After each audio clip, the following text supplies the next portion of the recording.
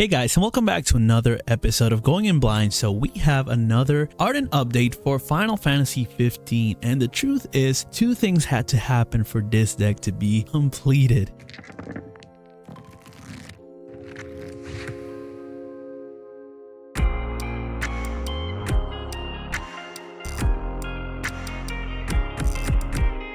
So this deck has been in the works for a while. If you can recognize it, it's the Captain's deck from the Precon. It's the set that's like a dual deck or a battle deck. I don't know how you call it. But basically, it's a Backstreet Voice against Glock and Ardynn. But yeah, we have Ardynn and he's part of the Precon. We also got a Lightning guy. We got one of those. And we are missing one card actually. And I just looked through the whole box of Final Fantasy 15 and there are no cards. So I guess this deck is missing one. It feels like there are 17, and here's how the rules go. It's actually supposed to be a playset, meaning 3 of each card, making a 50 card deck. However, like title, we are able to have many of the same name within the board, but they can't be the same card. So there can be only one of this and one of this and one of this one, but all 3 can be together. Okay, you can't even try to summon another of the same name. Okay, that's basically the legendary rule on Magic. It applies to every card here. So instead of doing a legendary name, we are doing the legendary card with its whole identity. Now we have a limit break card, so we had that addition that helped out, and we are missing only one card. Okay, so we had to add this Noctis because I was actually missing a tread on the previous episode. You probably seen it. If not, check it out. And we were missing a tread on the, how's that called? Kingsglaive? Yeah, the Kingsglaive deck. And so we took out this Noctis, which doesn't work well with the other Noctises. So it can't go anywhere else. So we put it here. And now that is the 16th card. And I thought the 17th was the other Noctis, which is light, which does nothing here, whatever. But yeah, we have a light and a dark card. But the point is, we are really trying to get the most. Literally every card in 15 is in a deck and 2 of them are incomplete. So we have 3 decks and a little bit more. I don't know. I feel like this is half a deck too. So yeah, that's how we're doing so far. We have this going and the other one not so much, but yeah, this is what's been happening. I'm just gonna read the ones that I've added in. So you guys probably saw the Rabbis and you saw the Ardens too, but the Yettelas was in another deck. No, it was in this deck too, and the Glauca too. What you haven't seen probably is the Aranea and the Sydney and the Sid Sophia. So I'm gonna read those for you because they're very special, as well as this Noctis and this Noctis. The Noctis light, it's cost 2 forward prints with 6k, and it says it can form a party with forwards of any element. Okay, and then it says when a party you control attacks, select one of the 5 following actions. If 3 or more forwards form the party, select 2 of the 5 instead. Nice. So choose a forward, deal it 8k, choose a monster, break it, choose a character, dull and freeze it. Noctis gains haste until the end of turn or draw 1 card. Okay, that's pretty sweet stuff right there. Okay, pretty sweet stuff. We also have the Noctis that's lightning. It's a 9k prince forward for cost 5, and says the cost required by Noctis is reduced for each Cat 15 character you control. Sweet, and that's great as an effect for any title or for any, what we're playing is gonna be leader. That's what I'm calling it, at least for any leader deck. Okay, this Noctis can go literally anywhere, just like this one, right? As long as this one for anything you can pay for it, and this one has lightning. If any deck has lightning, this can go in. Now it says whenever a Cat 15 character other than Noctis enters your field, choose a forward an opponent controls and dull it. Then a category 15 character other than Noctis you control, when is put from the field into the break zone, choose forward an opponent controls and dull it. Then we have the Areneas. Okay, pretty sweet cards. I think that's the most expensive card in this whole deck for Final Fantasy 15 at least. Yep, this Aranea is cost 4. It's a forward dragoon and it's 7k first strike, saying for each forward other than Aranea you control, Aranea again is plus 1,000. That's crazy. Okay, forward, the whole deck is forwards. If you haven't noticed, this deck is suffering from a little something called only 2 backups. Okay, so everything else is going to be a forward, therefore sacrificing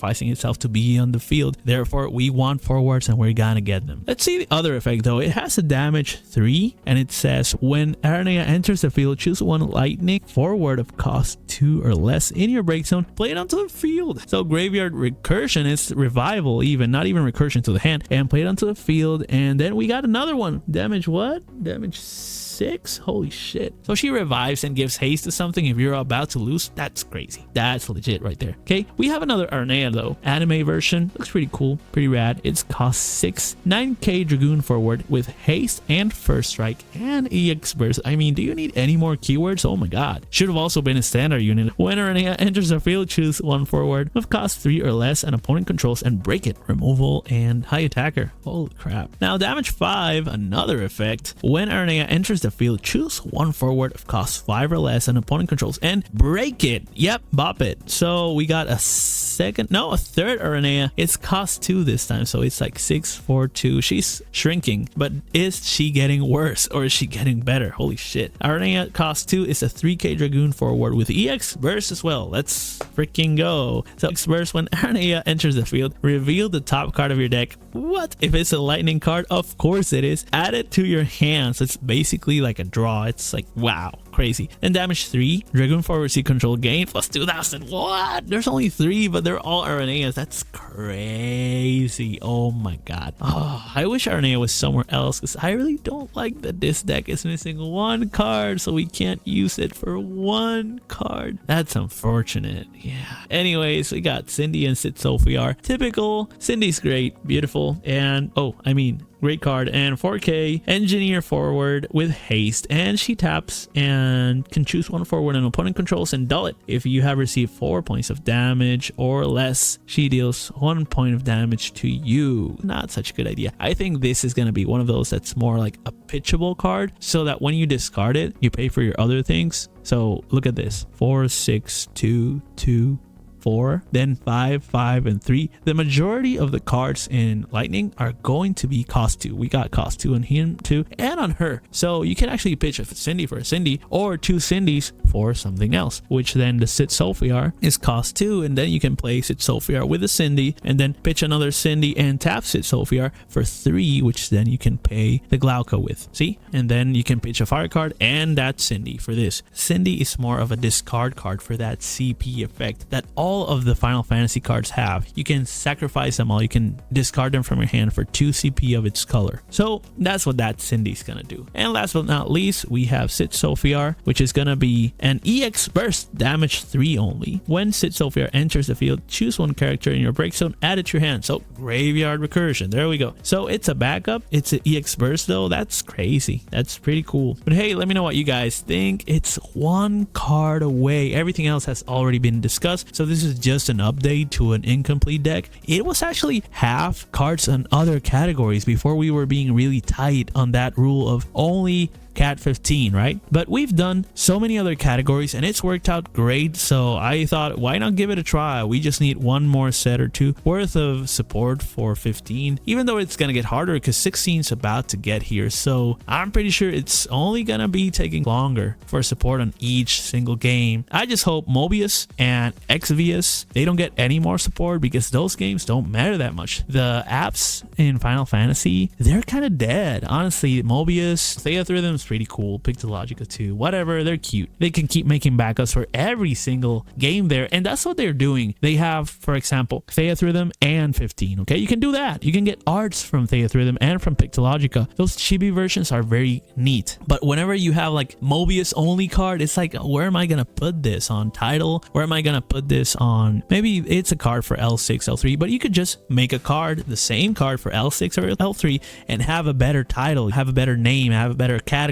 So I think they could just drop that EX, and they can drop the Brave Exvius, they can drop the Mobius since they're dead. So why keep making support for it? Maybe finish the cycles you already had in mind and then move on to the regular categories, because some definitely need the help, especially 1 and 15. And from the looks of it, it's gonna be the same situation unless I know they dedicate a whole 3 sets to 16, or they take out a precon like they did with 15. I mean, half the cards that 15 has in support are from the decks that they made. They made 2 whole decks, and still one of them was viable. The other one was like, hey, here, half a deck, play away, so with it all you want. But it was like 10 cards out of the whole deck, 10 cards that were actually category 15. We had 1, 2, 3, 4, 5, 6, 7. I think that's what it was. 7 cards in the whole deck. They're gonna tie themselves up, making more and more categories. So I suggest they just drop Mobius. Mobius doesn't matter. No one really cares about Mobius as a category because it doesn't hit the nostalgia, right?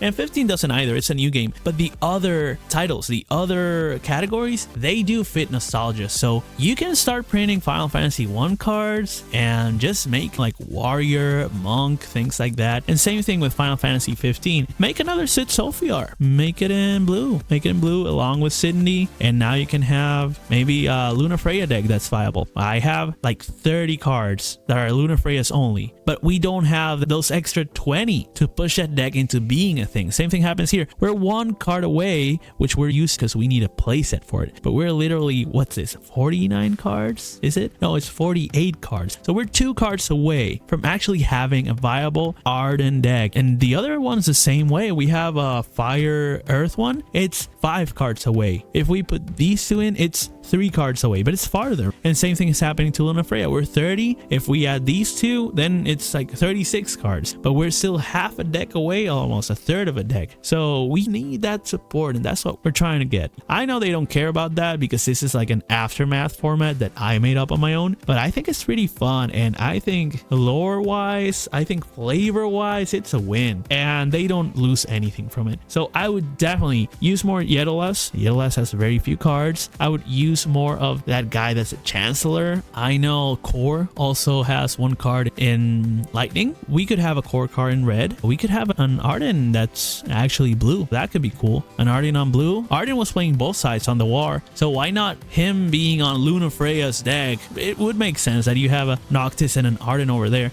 And there are actually almost no cards. I think there's only 2. It's Yedolas and Gentiana. And they came out with a random ass Noctis that's ice. And clearly you can tell that's a Dissidia card, not a 15 category card, because it does nothing. It's just the typical crystal token. I want more support. I want to keep buying cards. This is me. This is me. I want to buy more cards. I don't even know what they do or how they're going to play well, but they're giving me no choice. There's not much support. So I want to make these decks, make them the most fun they are. And if you like them too, let me know. Comment about it. Tell me which character would you put into this deck? If you have Magic Wand right now, boom, there's a card here. Which one would it be? And what would it do? Let me know about that in the comments, as well as like, share, subscribe, and follow for more, okay? See ya. Peace out.